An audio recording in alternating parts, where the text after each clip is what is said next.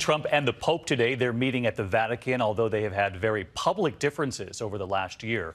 As the president was leaving, he was heard telling the Pope, "I won't forget what you said." ABC's chief White House correspondent Jonathan Karl on the gift from the Pope that sent a signal. The Pope and the president, the ultimate odd couple. Thank you very much. This is such a great honor.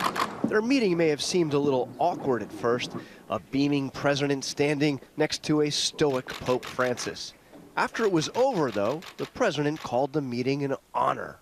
He is something. He is really great. We had a fantastic meeting. The president arrived at the Vatican greeted by the iconic Swiss Guard and a long red carpet, a welcome filled with pageantry. It wasn't long ago that these two men had a very public feud. The Pope last year saying then candidate Donald Trump's call to build a wall was not Christian. Non è cristiano. Candidate Trump reacting angrily. For a religious leader to question a person's faith is disgraceful. But today, here at the Vatican, the two began with a friendly handshake.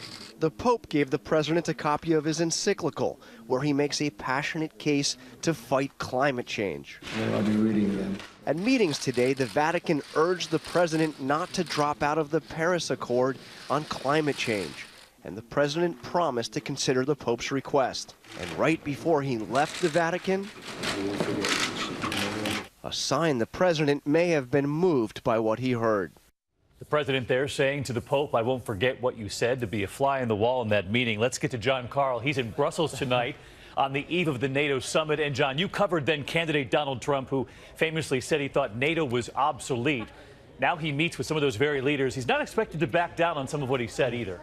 Well, there is one thing he is definitely not backing down. The United States pays the overwhelming cost of NATO's defense. He said as a candidate that our NATO allies need to pay more, and he is saying that as president. But, David, he is definitely no longer saying that NATO is obsolete. He will say tomorrow that NATO is essential. All right, and you'll be right there. John Karl reporting in tonight. John, thank you.